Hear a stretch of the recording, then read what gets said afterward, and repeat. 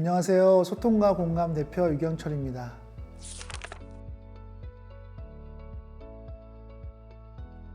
인격과 감정이 있는 사람들을 돌보고 이끌어야 한다는 점에서 공감은 매우 중요한 리더십 역량입니다.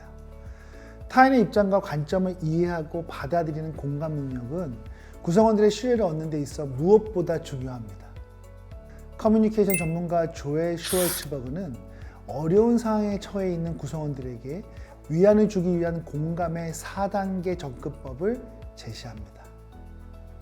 첫 번째, 경청.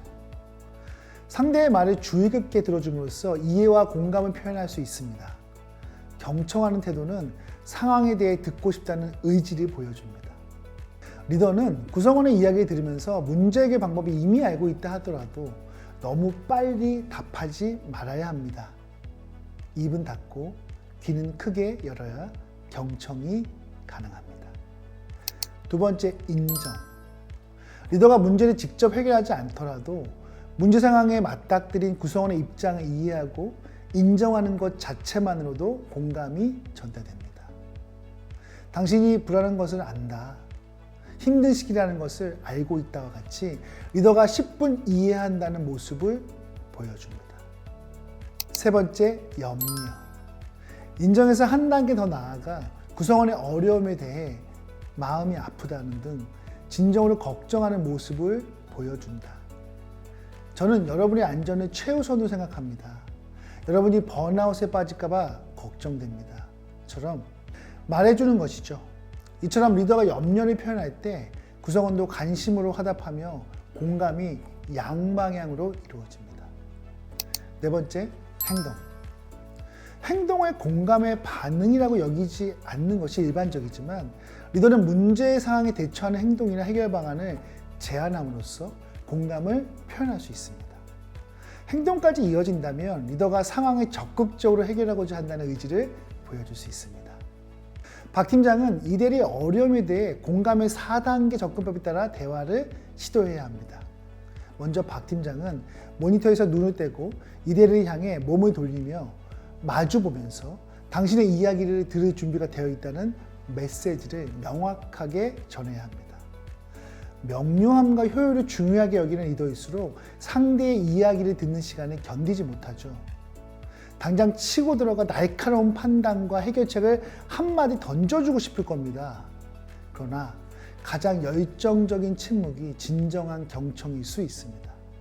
리더가 입을 닫아야 구성원들이 말할 수 있고 그래야 비로소 상대의 이야기가 들립니다. 다음으로 인정한다는 것을 보여주기 위해서는 문제 해결보다 이대리가 프로젝트로 인해 어떤 영향을 받는지에 주목할 필요가 있죠. 이대리가 빠듯한 일정 때문에 스트레스를 받고 있다는 것을 잘 알고 있어요. 이대리가 겪고 있는 어려움 그 자체를 외면하지 않고 인정해 주는 거죠. 이어서 인정을 넘어 이대리의 상황에 대한 진정한 염려를 표현하는 겁니다. 이대리가 야근까지 하면서 기한을 맞추기 위해 노력하고 있다니 너무 고생이 많겠어요. 저도 참 안타깝네요. 이렇게 공감을 표현 후 리더가 관련된 행동을 취하겠다는 의사 표현을 하는 거죠. 기한 조정이나 인력 지원이 필요한 부분에 대해서 이번 팀회의에서 논의해 봅시다. 프로젝트를 함께 진행 중인 B팀과 협의해서 가능한지 지원책을 찾아볼게요. 구성원이 용기를 내어 이야기를 꺼냈을 때 리더는 이것을 인정하고 공감을 표현해야 합니다.